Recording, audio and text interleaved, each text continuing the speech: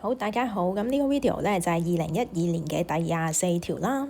咁咧呢一條咧就係問緊 unemployment rate 呢一個 concept 嘅。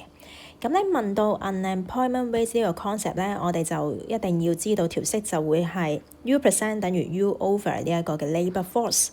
咁而 labour force 咧，我哋亦都可以話咧拆為咧就係呢一個嘅E 加呢個 U，OK 乘100%咁樣去表達都得嘅。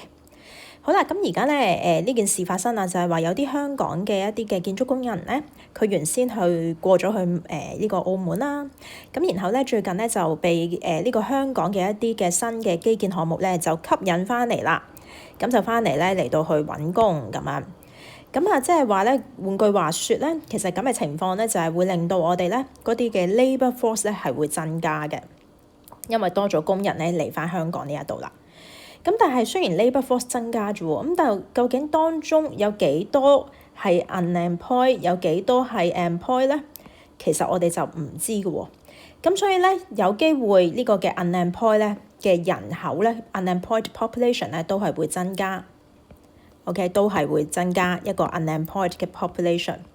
咁究竟嗰個嘅分子嘅增幅係大啲啊，定係呢個分母嘅增幅係大啲咧？咁題目個資料咧就冇好清楚係説明得到嘅。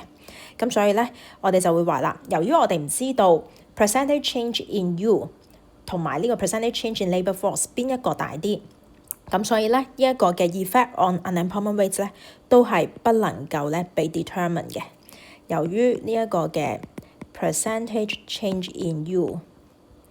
同埋 percentage change in LF 咧係 unknown 嘅，咁所以呢個就係答案啦。